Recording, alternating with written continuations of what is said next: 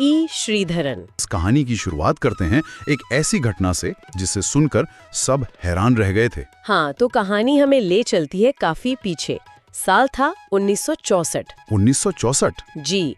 तमिलनाडु में समंदर के ऊपर एक पुल था, पंबन ब्रिज।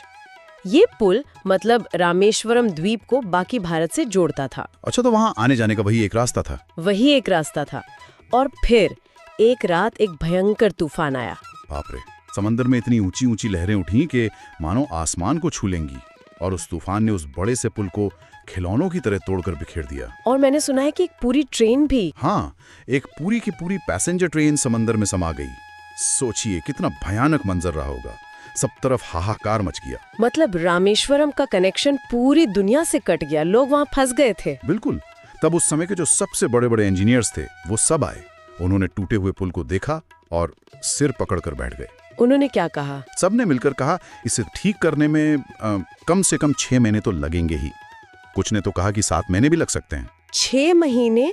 मतलब 6 महीने तक कोई मदद नहीं, कुछ नहीं? जी, सब बहुत परेशान थे। तभी उस मीटिंग में एक पतला दुबला सा नौजवान इंजीनियर खड़ा हुआ। अच्छा। हाँ, उसने अपने बॉस से कहा, सर आप मुझे एक मौका दीजिए, मैं वादा करता हूँ मैं इस पुल को सिर्फ 46 दिनों में दोबारा चालू कर दूंगा। क्या? यहाँ सब 6 महीने कह रहे थे, वहाँ सिर्फ 46 दिन? हाँ, सब लोग एकदम हैरान होकर उसे देखने लगे। किसी को लगा कि ये लड़का मजाक कर रहा है, और किसी को लगा होगा कि ये पागल हो गया, ये तो नामुमकिन है। बिल्कुल। और उस इंजीनियर का नाम था ई श्रीधरन। और फिर क्या हुआ? क्या वो कर पाए? अरे, जो उन्होंने कहा वो कर दिखाया। उन्होंने और उनकी टीम ने दिन को दिन नहीं समझा और रात को रात नहीं।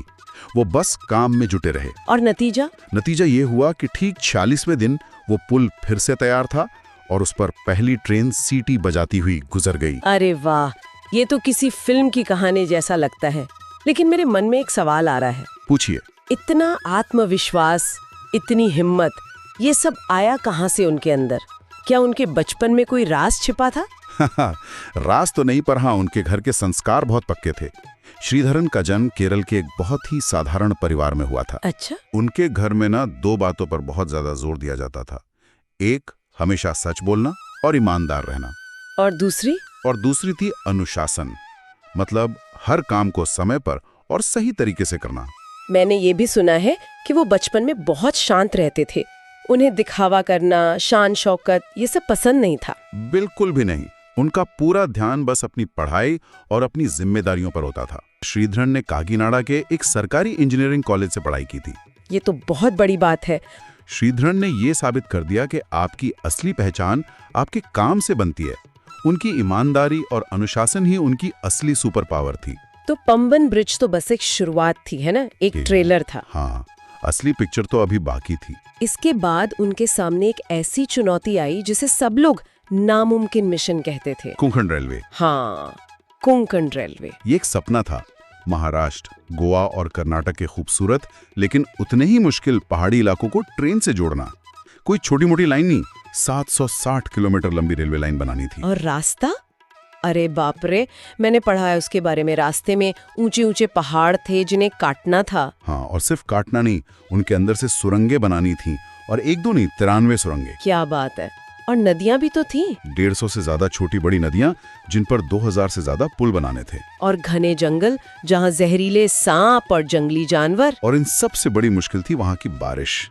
इतनी ज्यादा बारिश होती थी कि जमीन दलदल बन जाती थी और पहाड़ खिसकने का डर हमेशा बना रहता था। तो मतलब बड़े बड़े एक्सपर्ट्स ने हाथ खड़े कर दिए होंगे। बिल्कुल। सब ने कहा ये प्रोजेक्ट कभी पूरा नहीं हो सकता, इसमें लगाया हुआ सारा पैसा पानी में डूब जाएगा। पर श्रीधरन डरे नहीं। वो डरे नहीं। उन्होंने अपनी टीम से कहा, अगर हमारे इरादे नेक हैं और काम करने का तरीका ईमानदार है तो रास्ता अपने आप बन जाएगा। उन्हें ये काम करने के लिए 8 साल का समय मिला था, है ना? जी, 8 साल का। लेकिन उन्होंने इसे सिर्फ 7 साल में पूरा करके पूरी दुनिया को हैरान कर दिया। वाओ, यहाँ पर उनकी एक और सुपर पावर देखने को मिलती है, लीडरशिप। हाँ, कमाल की लीडरशिप। उन्होंने अपनी टीम में ज्यादातर युवा इंजीनियरों को रखा, उन पर भरोसा किया और उन्हें बड़ी बड़ी जिम्मेदारियां दी। वो कहते थे कि युवाओं के पास एनर्जी और नए आइडिया होते हैं। बिल्कुल, बस उन्हें एक मौका देने की जरूरत है। और वो सिर्फ बड़े अफसर नहीं थे, वो मजदूरों के साथ बैठकर खाना खाते थे, उनकी हर जरूरत का ध्यान रखते थे। इसीलिए उनकी टीम उनके लिए कुछ भी करने को तैयार थी। तो इन सारी सफलताओं के पीछे जरूर उनके कुछ खास नियम होंगे, कोई जादुई मंत्र। जादुई तो नहीं, पर हाँ 3 सुनहरे नियम जरूर थे। अच्छा, 3 नियम। कि कोई भी फाइल उनकी टेबल पर 1 घंटे से ज्यादा नहीं रुकनी चाहिए। 1 घंटे से ज्यादा नहीं? नहीं, वो मजाक में कहते थे file should not sleep on tables, मतलब फाइलों को मेरी मेज पर सोने की इजाजत नहीं है। हाँ हाँ हाँ, ये तो बहुत अच्छा है।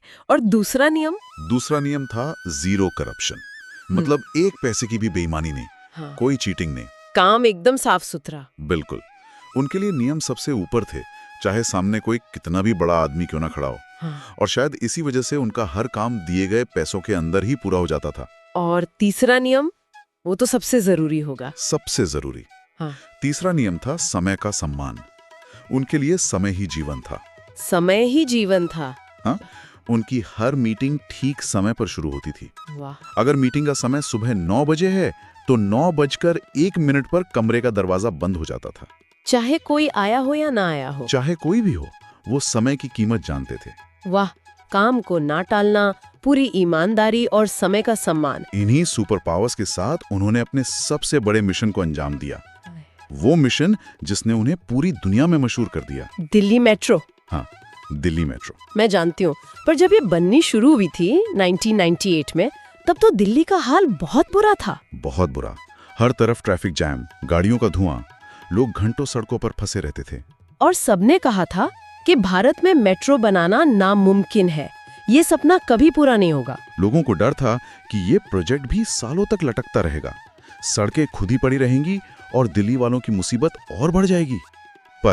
पर जब इस मिशन की कमान मेट्रोमैन श्रीधरन को मिली तो कहानी ही बदल गई। बिल्कुल, उन्होंने अपनी टीम के साथ मिलकर दिन रात एक कर दिया और नतीजा, साल 2002 में क्रिसमस के दिन दिल्ली की पहली मेट्रो ट्रेन जब स्टेशन से चली, वो सिर्फ एक ट्रेन नहीं थी, वो भारत का गौरव थी जो रफ्तार से दौड़ रही थी। और सबसे कमाल की बात पता है क्या थी? क्या?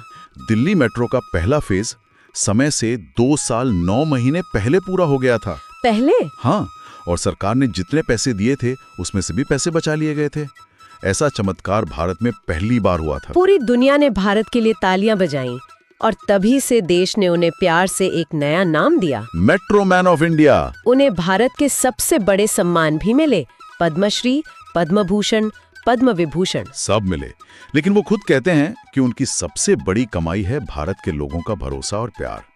आज भी वो 90 साल से ज्यादा के हो चुके हैं, लेकिन सुबह 4 बजे उठते हैं, योग करते हैं और देश के बारे में सोचते हैं। तो ई श्रीधरन की कहानी हमें यही सिखाती है कि असली हीरो बनने के लिए उड़ने की या गायब होने की शक्ति नहीं चाहिए। नहीं, असली हीरो बनने के लिए चाहिए ईमानदारी की शक्ति, अनुशासन की शक्ति और समय का सम्मान करने की शक्ति। उनकी कहानी दिखाती है कि अगर इरादे पक्के हों तो हर नामुमकिन को मुमकिन बनाया जा सकता है। बिल्कुल, ये सोचने वाली बात है ना।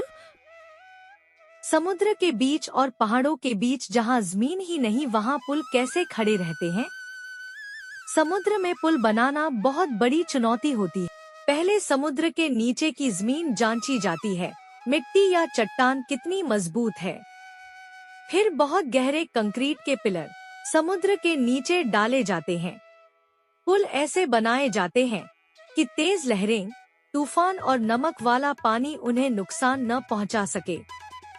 अब सोचिए, ऊंचे पहाड़ और नीचे गहरी घाटी।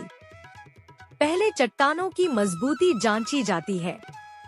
अक्सर आंच या केबल पुल बनाए जाते हैं ताकि पूरा भार पहाड़ों में बराबर बंट जाए। तेज हवा और भूकंप को ध्यान में रखकर डिजाइन किया जाता है। चिनाब रेलवे ब्रिज, दुनिया का सबसे ऊंचा रेलवे आर्क ब्रिज। ऊंचाई 359 मीटर, आईफेल टावर से भी ऊंचा। सोचो जरा, अगर ऐसे पुल न होते तो हम समुद्र और पहाड़ कैसे पार करते? पुल सिर्फ रास्ता नहीं बनाते, वे नामुमकिन को मुमकिन बनाते हैं।